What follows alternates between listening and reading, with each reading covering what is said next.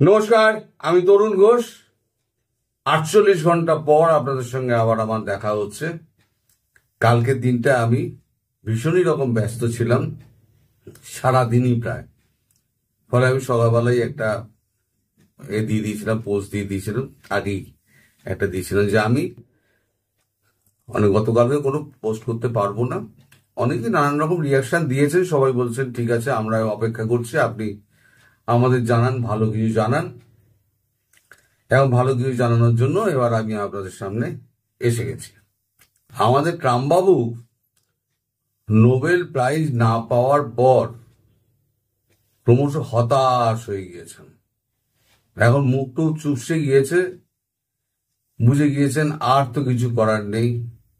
শত্রুপক্ষ ভেনেজুয়েলা, তার যে বিরোধী পক্ষ, তার যে প্রধান, তিনি নোবেল প্রাইজ মেনে দিয়ে বেরিয়ে চলে গেছেন। এখন এই ট্রাম্পবাবু এখন একটু ঘোর পেঁচে রয়েছেন। ট্রাম্পবাবু সকলের সঙ্গে তো পাঙ্গা লড়িয়ে বসে আছেন। ভারতের সঙ্গে পাঙ্গা, চীনের সঙ্গে 100% ট্যারিফ বসিয়ে আবার নতুন করে পাঙ্গা, রাশিয়ার সঙ্গে তো পাঙ্গা আছেই, ব্রাজিলের সঙ্গে পাঙ্গা, সাউথ আফ্রিকার সঙ্গে পাঙ্গা, আর বাংলাদেশকে নিয়ে উনি খেলতে চাইছেন। এইটা ভারত যেটা চাইছে, বুঝলেন, সেটা হচ্ছে যে একটা পার্মানেন্ট ডিলাজ করতে। মানে পার্মানেন্ট যদি ট্রিটমেন্ট করতে হয় তাহলে একটু সময় লাগে। এখন ভারত যেটা করতে চাইছে সেটা হচ্ছে যে আমেরিকা কি করেছিল, যে ভারতকে দেখিয়ে ভারতের সামনে বাংলাদেশের প্রধানমন্ত্রীকে উচ্ছেদ করে দিয়েছিলেন ভারতের সামনে। ভারত এবার তার যোগ্য জবাব দেওয়ার জন্য বিশ্বকে সামনে রেখে শেখ হাসিনাকে প্রধানমন্ত্রীত্বে বসিয়ে দেওয়ার চেষ্টা করছে। এবং মোদিজি যখন ধরেছেন, মোদিজি সফল হবেনি, বিন্দুমাত্র কোনো তার অবকাশ নেই, এদিক ওদিক হওয়ার অবকাশ নেই। কারণ ওনার মতো কূটনীতিক আর জয়শঙ্করজির মতো কূটনীতিক, দোভালজির মতো বিবেচক মানুষ খুব কম আছে। ভারতবর্ষে এই টিমটা এখন পুরো সারা দুনিয়া মাস্তানি করে বেড়াচ্ছে। এখন চীন ভারতের সঙ্গে, কারণ আমেরিকার সঙ্গে এখন পাঙ্গা চলছে, ভারতের মার্কেট চাই, 100% ট্যারিফ বসিয়েছে। এই দেখুন না, আপনার এর সময়তে মালটা যায় কিনা, আপনার ক্রিসমাসের সময় চীন মালটা দেয় কিনা, আর যদিও দেয় আমেরিকানদের গাঁটের পয়সা কিরম খরচা হয় দেখবেন, তেড়ে বেড়ে উঠবে সব। রাশিয়ার সঙ্গে তো আছেই, বড় বড় 3টে শক্তি তার সঙ্গে পাঙ্গা নিয়েছে। ভারত চাইছে যে এই সমস্ত দেশগুলোকে সঙ্গে, যারা ব্রিক্সে আছে এবং যারা ব্রিক্সে আসতে চায়, বাংলাদেশকে তো ভারত নিয়ে আসবেই। বাংলাদেশ প্রস্তাব করলেই ভারত সঙ্গে সঙ্গে চলে আসবে, কারণ শেখ হাসিনা মসনদে বসলে তিনি প্রস্তাবটা করবেনই। এখন যে এই যে ট্যুর প্ল্যানটা হচ্ছে, আপনারা ভাবতে পারেন যে আগামীকালই হচ্ছে না কেন, পরশুই হচ্ছে না কেন। দেখুন, সমস্ত কিন্তু রাষ্ট্রনেতা আছে। এই যত রাষ্ট্রনেতাদের ট্যুর তৈরি হয় না, সব 1.5 মাস, 2 মাস, 3 মাস, 6 মাস আগে থেকে তৈরি হয়। কারণ তারাও বিভিন্ন দেশে যাচ্ছে, বিভিন্ন কাজকর্ম রয়েছে, তারাও ফাঁকা দেখে একটা ডেট দেয়। তা এই সব ডেটগুলোকে সম্মিলিত করতে গিয়ে একটা সময় লাগে।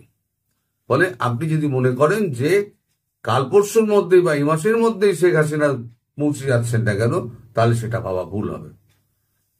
তবে হ্যাঁ, একটা প্রশ্ন আমার মাথার মধ্যে রয়েছে, সেটা হচ্ছে 10 দিন কেন, 9ও নয়, 11ও নয়, 10এই কেন আটকে আছে? সে প্রশ্নের উত্তর আমার কাছে জানা নেই। এই যে ট্যুরটা হয়ে যাবে, এক্সটেন্ডেড ট্যুর, যদি সময় হয়, তাহলে পরে যেটা বলেছিলাম, আর্মেনিয়া, গ্রিস এবং অস্ট্রেলিয়া হয়ে উনি ফিরবেন। উনি ফেরার পরে এর পাশাপাশি আর একটা ট্যুর প্ল্যান তৈরি হচ্ছে, এরই পাশাপাশি, সেটা হচ্ছে ইউরোপিয়ান কান্ট্রিগুলোতে। এই যে আমাদের মোহাম্মদ ইউনূস গিয়েছেন না ইটালিতে, মানে ব্রিটেন, ফ্রান্স, ইটালি, তিনটে বড় স্তম্ভ ছিল। ব্রিটেন বেরিয়ে গেছে, রইল পড়ে ফ্রান্স আর ইটালি, দুটো বড় স্তম্ভ। আর একটা কোনো মতে টিকে হয়, সেটা হচ্ছে জার্মানি। ইউরোপের এই হচ্ছে অবস্থা। এখন এই যে সফর মেলোনির সঙ্গে নরেন্দ্র মোদীর এই ছবিগুলো সোশ্যাল মিডিয়ায় আপনারা সবাই দেখেছেন, এবং আপনাদের যে হুজুর গেছেন, সেই হুজুরের ওই বিমানবন্দরে কি অবস্থা হয়েছে এবং তিনি কিরকম একলা একলা যাচ্ছেন, সেই ছবিও আপনারা দেখেছেন। সেই ছবি আর আমি আপলোড করলাম না, আপনারা সবাই দেখেছেন। ও ভিডিও ভারী করে কি হবে, শুধু মেলোডির ছবিটা, প্রধানমন্ত্রী মোদীর ছবিটা আমি দিলাম এখানে। যখনই ইউরোপটাও সঙ্গে চলে আসবে, রইল বাকি কি? যুক্তরাজ্যের সঙ্গে আমাদের ট্রেড ডিল হয়ে গেছে, যুক্তরাজ্যকে যা বলবে যুক্তরাজ্য তাই করবে, কারণ তারও ব্যবসার ব্যাপার। 464 বিলিয়ন ডলারের মানে ব্যবসা নিয়ে চলে গেছে। এবার বিভিন্ন কোম্পানিগুলো ভারতবর্ষে আসছে, তাদের অবস্থাও খারাপ। তারা ইন্টারন্যাশনাল মনিটারি ফান্ডে যাওয়ার দিচ্ছে, মানে কথা ভাবছে। ওদিকে ফ্রান্সের অবস্থাও খারাপ, ফ্রান্সও ইন্টারন্যাশনাল মনিটারি ফান্ডের দিকে যাচ্ছে। তো এখন রইল পড়ে ইটালি, যার অর্থনৈতিক অবস্থা একটুখানি ভালো আছে। ইটালির সঙ্গে ভারতবর্ষের যা সম্পর্ক, এবং ম্যাক্রোর সঙ্গে যা সম্পর্ক, এবং জার্মানির সঙ্গে যা সম্পর্ক, অস্ট্রেলিয়ার সঙ্গে যা সম্পর্ক, এর পরে ট্যুর প্ল্যানটা যেটা হবে সেটা হচ্ছে ইউরোপিয়ান ট্যুর। তাহলে কি হলো, ইউরোপ সঙ্গে এসে গেল,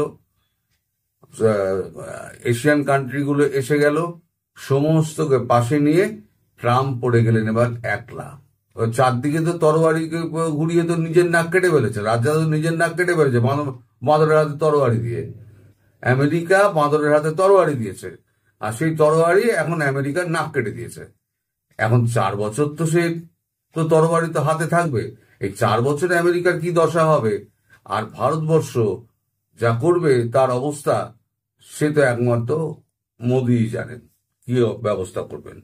এখন এই যে আমি বলেছি না, যে আর কোনো পড়ার শক্তি আর এর দিকে চেয়ে মানে চাওয়ার আগে, মানে দেখার আগে 10 বার ভাববে বাংলাদেশের দিকে দেখার আগে। কারণ সমস্ত শক্তিগুলোকে না এক করে নিয়ে, এক মানে কাতারে এনে বাংলাদেশে প্রাইম মিনিস্টার হিসেবে ওনাকে প্রতিস্থাপন করে দেবেন। হ্যাঁ, আপনারা বলতে পারেন সময় লাগছে, কিন্তু বড় কাজে বড় সময় দিতে হবে। ঝামেলাটা আপনাদের দেশে যা পাকিয়েছে, সেটা কিন্তু ভারত পাকায়নি, পাকিয়েছে আপনাদের দেশের লোকেরা। বিদেশের লোকের কথা শুনে পাগলের মতো দৌড়ে আপনাদের দেশের লোকের ঝামেলাটা পাকিয়েছে। এখন বাঁচারে বাঁচারে আব্বারে চিৎকার করলে তো হবে না, এখন সময় দিতে হবে। তা সময়টা হচ্ছে এই সময়টা লাগবে। তা এখন যে অবস্থাটা, সেটা হচ্ছে আপনারা একটা প্রশ্ন আমায় করতে পারেন যে এই আমাদের এখান থেকে 3 জন না 4 জন একটা খবর বেরিয়েছে যে মিলিটারি ইন্টেলিজেন্সের 4 জন আপনারা নাকি দেশে যাচ্ছেন। এরকম খবর আমার কাছে নেই, এখনো পর্যন্ত নেই।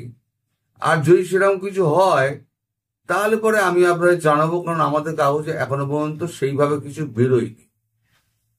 2-একটা কাগজের সূত্র মানে একে ওকে উদ্ধৃতি করে লিখেছে, কিন্তু সরাসরি এরকম কোন রকম খবর আমাদের কাছে আসেনি। যখনই আসবে তখনই আপনাদের আমি জানাবো যে আদৌ কি হচ্ছে না হচ্ছে। তবে আজকে এর থেকে বেশি আমার কিছু বলার নেই, কারণ এটা হচ্ছে সম্পূর্ণ একটা মানে একটা কূটনৈতিক ব্যাপার, বুঝতেই পারছেন।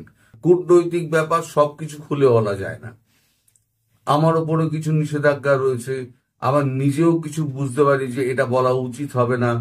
আপনারাই অনেকে লেখেন যে এতটা বলা আপনার উচিত নয়। খুব বুদ্ধিমান আপনারা, যারা লেখেন খুবই বুদ্ধিমান। আমি দুম করে বলে দিই, কিন্তু আপনারা অনেক বিবেচক বলেই আমাকে বারণ করেন। তার জন্য আমি কিন্তু রাগ করি না, আমি বরং সেটা বুঝি। আপনাদের যে আমাকে বোঝানোর ব্যাপারটা, সেটা কিন্তু আমার ভালো লাগে। তো যাই হোক, এর থেকে বেশি আমি আর কিছু বলবো না। শুধু এটা জেনে রাখুন, ভারতবর্ষ যা করছে পার্মানেন্ট ইলাজ করছে, এবং আর কোন শক্তি আর বাংলাদেশের দিকে ফিরেও তাকাবে না। হ্যাঁ, গণতান্ত্রিকভাবে রাষ্ট্র চলুক, সেটা ভারতও চায় গণতান্ত্রিক পদ্ধতিতে। কাউকে দাবিয়ে রাখাটা উচিত নয়। একে ভোটে অংশগ্রহণ করতে দেবো না, ওকে ভোটে অংশগ্রহণ করতে দেবো না, এটা ভারত চায় না। ভোটে সবাই থাকবে, গণতান্ত্রিক পদ্ধতিতে ভোট হোক, এবং একটা সুস্থ সমাজ ব্যবস্থা, শান্তি শৃঙ্খলা ফিরে আসুক। তাহলে ফিরে এই যে ব্রিক্স যখন তৈরি হবে, ব্রিক্সের মধ্যে থেকে সমস্ত দেশগুলো অর্থ দিয়ে বাংলাদেশকে আবার 2-3 বছরের মধ্যে আবার জায়গা মতো পৌঁছে দেবে। তারপরে তো ভারত আছেই সাহায্য করার জন্য। ফলে এখন আপনারা একটু অপেক্ষা করুন, তড়িঘড়ি করলে হবে না, একটু অপেক্ষা করুন। সবাই ভালো থাকবেন, সুস্থ থাকবেন এবং সাবধানে থাকবেন। নমস্কার।